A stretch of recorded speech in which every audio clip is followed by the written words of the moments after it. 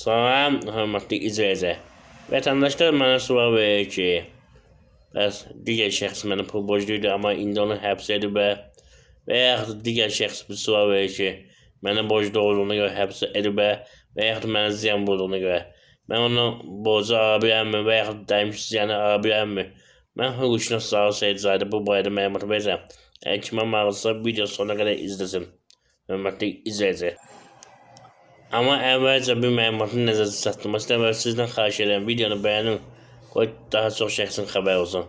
Deməli, mən hüquqşünas Zaur Seyidzadə noyabr ayının əvvəlindən artıq bir yer açıram. Orada gücəşli hüquqi yardım göstərəcəyəm. Mən özüm əlilli şəxs olduğuma görə, əlilli arabasında olduğuma görə istəyən hastamiyyətdə ailələri kömək edim. Və orada verdiyim kampaniya həyata keçirirəm. Hal-hazırda kampaniyanı onlayn qaydada edə bilirəm. Ayının əvvəlinə qədər, sonrası əyani şəkildə edəcəm. Deməli, telefona hüquq məsləhətinin verilməsi və yaxud da əyani hüquq məsləhətinin verilməsi 10 manat.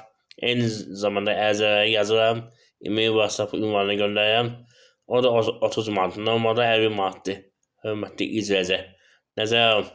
Və bir dənə xahişim var. Mən özümün dediyim kimi əlilli arabasında olduğuma görə dünyanın 40 tanınmış əlilli ayaqlı kitab hazırlamışam. Bir ümid üstündə. Həmin kitabı satıram. Deməli, tanınmış şəxslərin əlilliyi olan şəxsləri tərcümə halından ibarətdir. Motivasiya kitabıdır. Almaq istəyən şəxslər müraciət edə bilər. Hörmətli izləyicilər.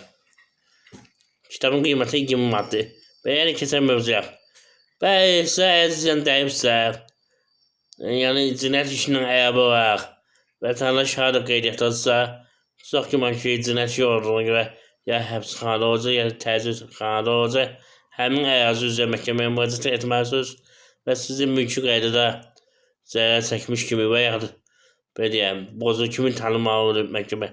Ondan sonra həmin şəxsin mülkiyyəti varsa, mülkiyyəti müsadə onu və yaxud gəlir yeri varsa, həmin gəlir yerini tutur.